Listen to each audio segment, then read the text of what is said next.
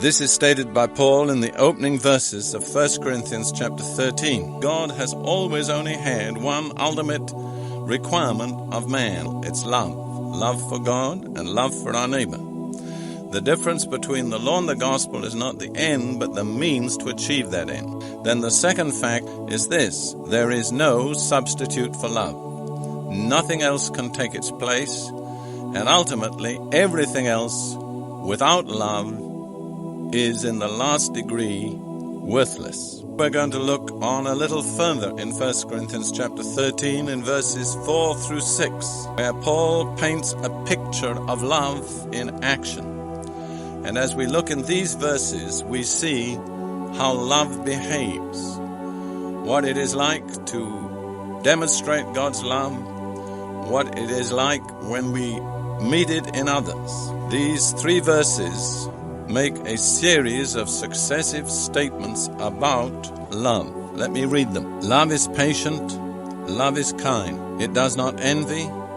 It does not boast. It is not proud. It is not rude. It is not self-seeking. It is not easily angered. It keeps no record of wrongs. Love does not delight in evil, but rejoices with the truth. Now, I took a little while to analyze those 3 verses. You'll find that these verses contain 14 characteristics of love, that 7 of those characteristics are negative and 7 are positive. There are 7 things, Paul says, that love does not do, and there are 7 things that he says love does do. So you get both sides, the negative and the positive. We look first of all at the 7 negative characteristics of love. And I'm going to give each in 2 alternative translations to try to make the picture as clear and as vivid as possible. So here are the 7 negative characteristics of love. First, love does not envy. It is not jealous. It doesn't see something that others have that it would use wrong means or to acquire. Second, love does not boast or does not brag. Third, love is not proud or alternatively not arrogant. Love doesn't look down on people. Love treats everybody as valuable. Every person. Some people are very good to those whom they respect or those who are above them, but arrogant and proud to those below them. And I discovered that those kind of people whom I was used to as my relatives and my equals were very different when they were viewed from beneath. They were not the same. But love, true love, is the same viewed from any angle to anybody. Fourth, love is not rude or does not act unbecomingly.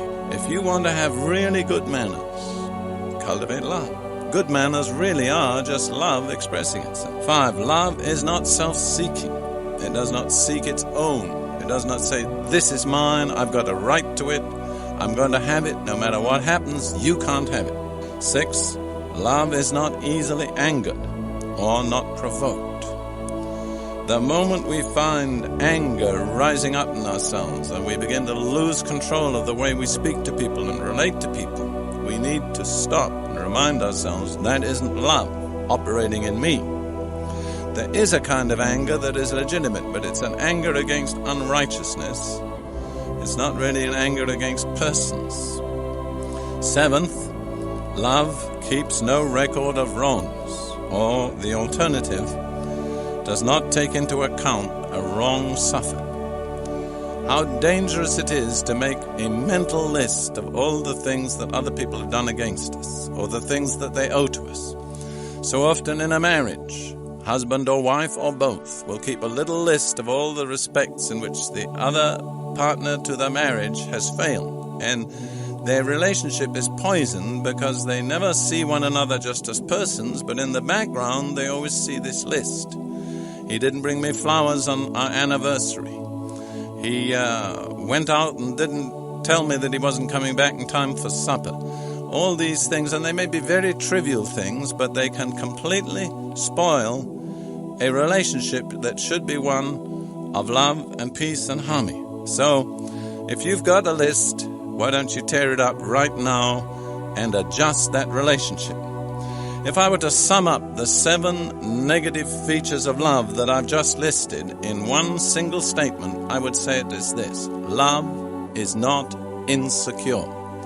Any person who acts contrary to those principles Paul lists is an insecure person, but love is totally secure. Now we're going on to the positive aspect of love, the 7 positive features of love. First of all, love is patient. And that doesn't vary. Each translation says the same. Impatience is basically an expression of lack of love. Second, love is kind. Love is never unkind. It's never negative. It always does good. It doesn't harm. Third, love rejoices with the truth. Love is happy when the people in another church are blessed. Love is happy when another preacher is successful. No, so long as the truth is prevailing, love is happy, no matter who gets the credit. Fourth, love always protects or bears all things. I prefer the second translation, bears all things. Nothing is too heavy for love. Another translation says love never springs a leak. No matter what may be the pressures, love can withhold them. I remember once that a man was praying in a church for a young man who'd come forward, and he said, "Lord, fill this man with your Holy Spirit." And the pastor of the church lifted his hand up and said, "Don't, Lord, he leaks." You see, so many people get filled, but they leak. One way to make sure you never leak is love. Love never springs a leak. No matter how great the pressure, love holds on. Fifth, love always trusts or believes all things. I prefer the second translation because I think there's this very close relationship between love and faith. Love is the product of faith, and love can always believe whatever God says. Love accepts. Sixth, love always hopes or hopes all things. Love is optimistic. How pleasant it is to meet optimistic people, isn't it? And what a burden it comes when we're with people who are always pessimistic. If you want to be popular, be optimistic. I can tell you for sure that the optimistic people are, generally speaking, the popular people in this world. 7, love always perseveres. It endures all things. It never gives up. To sum up those 7 positive aspects of love, I would say love is infinitely strong. Can stand any pressure, face any situation, meet any challenge. It never gives up. Let me turn back to a verse in the Song of Solomon, or 2 verses, which I quoted earlier in this series. Song of Solomon 8, verses 6 and 7. Love is strong as death. That's a tremendous statement, because death is irresistible. None of us can resist death. And this says, love is strong as death. Love is irresistible. And then it says this, and this I think so adequately and beautifully expresses what Paul says in 1 Corinthians 13. Many waters cannot quench love. Rivers cannot wash it away. No matter what comes, love abides. Love is unconquerable. It's irresistible. As a matter of fact, the death and resurrection of Jesus went one step further. It proved not merely that love is strong as death, it proved that love is stronger than death. When love and death met, love won.